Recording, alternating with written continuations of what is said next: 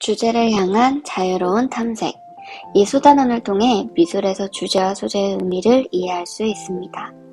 미술에서 주제를 찾는 다양한 방법을 알고 이를 활용하여 작품의 주제를 설정할 수 있습니다. 생각 열기.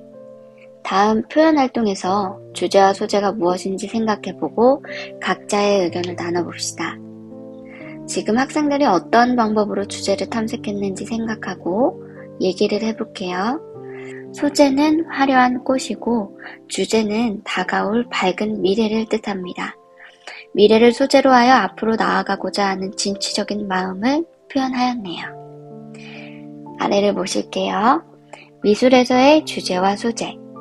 미술에서 주제는 작가가 표현하고자 하는 중심 내용으로 작가는 작품에서 주제를 담아 다른 사람들과 소통합니다.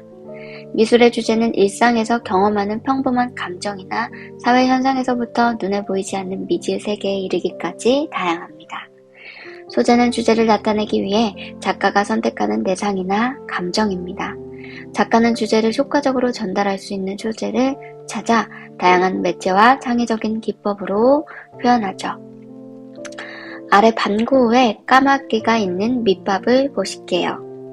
이 그림은 고흐가 자살하기 직전인 1890년 7월에 그린 작품입니다. 바람에 요동치는 밑밭의 풍경과 금방이라도 폭풍우가 들이칠 듯 어두운 하늘, 불길한 까마귀 떼와 눈앞에 놓인 세 갈래의 갈림길은 고흐의 절망감을 강렬하게 드러내는 듯합니다. 그는 동생 테오에게 보낸 편지에서 이는 성난 하늘 아래의 거대한 밑밭을 묘사한 것이고 나는 그 안에 있는 슬픔과 기쁨, 외로움을 표현했다라고 썼죠. 즉 고흐는 음울하고 불안한 밑밭 풍경을 그려냄으로써 죽음이라는 막다른 상황에 내몰린 마음 깊은 곳의 고독과 슬픔을 나타냅니다. 가운데 보실게요. 미술의 주제 찾기.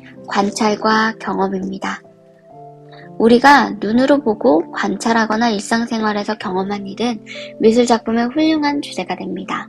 주변 풍경에서 느낀 감흥 또는 학교나 집에서 경험하거나 관찰했던 것 가운데 기억에 남는 것의 미술작품의 주제를 찾아봅시다.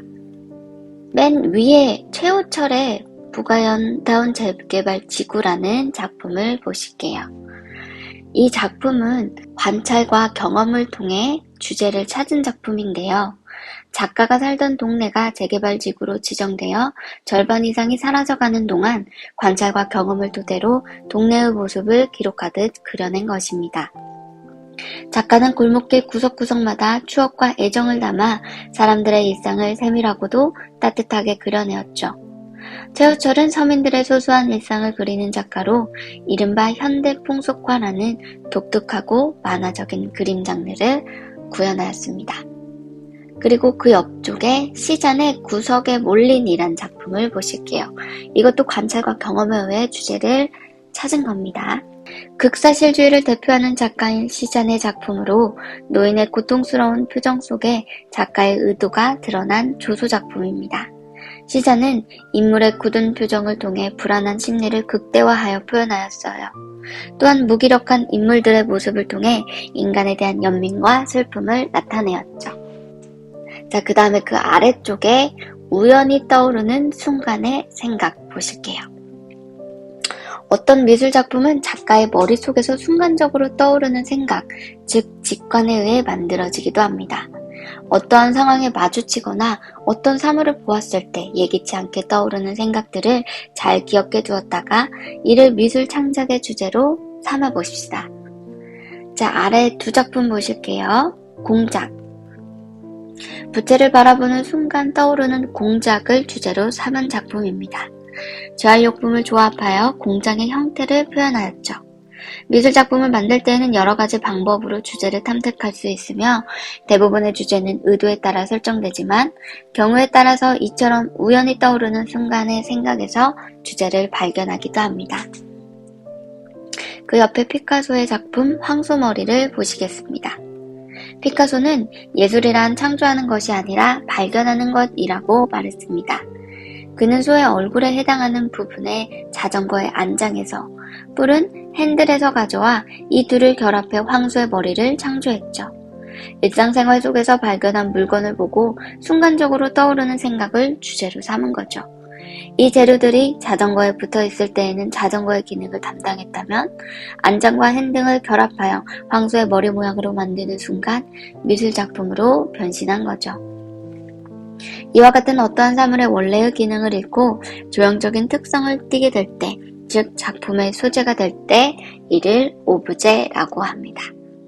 자, 그럼 다음 장으로 넘어가 보시겠습니다. 10페이지입니다. 꿈과 상상의 세계. 현실에서 이루어지기 힘든 상상 속의 이미지들이나 꿈의 세계는 과거로부터 미술작품의 주요한 주제가 되어왔죠.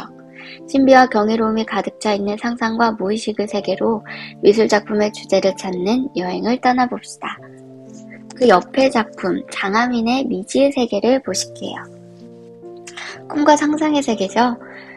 태양이 지고 떠오르는 하늘과 바다는 우리가 살고 있는 현실을 의미합니다.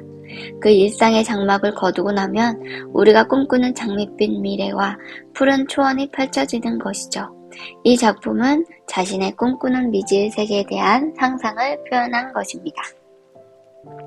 자, 그 다음에 가운데로 가볼게요. 자유로운 심상의 추상. 구체적 대상이 아니더라도 점선, 색과 같은 순수한 조형 요소에서 주제를 찾아 작품을 표현할 수 있습니다. 푸른색에서 하늘이나 바다의 느낌을 떠올리고 중첩된 사각형의 반듯한 아파트와 빌딩 숲을 떠올리듯 구체적 대상이 아닌 형이나 색에서 자유롭게 주제를 찾아봅시다. 그 아래 작품 하늘을 보실게요. 흰색과 하늘의 색채를 바라보다 문득 떠올린 하늘의 이미지를 기하학적인 형태로 표현한 작품입니다. 하늘을 바라보거나 하늘에 대한 상상한 것이 아니라 색채의 이미지로부터 하늘이라는 주제를 발견하고 스쳐 지나가는 구름과 바람의 이미지를 순수한 조형 요소로 리듬감 있게 표현하였습니다. 그리고 그 옆에 작품 그랜드 마더타워 보실게요. 강석영의 작품입니다. 벌어진 공업용 접시 건조대에 실을 감아 엮은 작품으로 동그라미, 세모, 네모 등의 원초적인 도형에서 투병 중이던 할머니가 자신을 보기 위해 벽에 몸을 기대며 일어나려는 모습을 떠올리며 작품을 만들었다 하죠. 쓰러지지 않기 위해 벽에 몸을 기댄 할머니의 모습을 우아하고 선적인 요소와 불안하면서도 균형을 잡고 있는 철근들의 조화로 표현했습니다. 아래쪽 가보실게요. 지식의 확산, 다양한 감각과 상호작용하는 미술. 시각뿐만 아니라 촉각, 후각 등 다양한 감각 경험에서도 미술의 주제를 찾을 수 있습니다. 이러한 미술 작품은 감상자를 단순히 시각적 감각에 머무르려고 하지 않고 전이된 감각으로 작품을 감상하게 유도함으로써 감상자의 감성을 확장시키죠. 냄새, 소리, 촉각 등은 시각적 현상과 만나 미술의 새로운 주제를 탄생시킵니다. 김승영의 타워 보실게요. 미디어 아티스트이면서 조각적인 요소를 작품에 활용하는 김승영 작가는 영상, 빛, 소리를 이용한 작품을 제작해왔습니다. 소통과 기억을 주제로 미디어 매체를 이용하는 것은 그의 작품의 특징이죠. 작가는 뉴욕에서 이방인으로 살아가야 했던 경험과 그것을 소화하는 성찰의 과정을 거치면서 이 작품을 완성하게 되었습니다.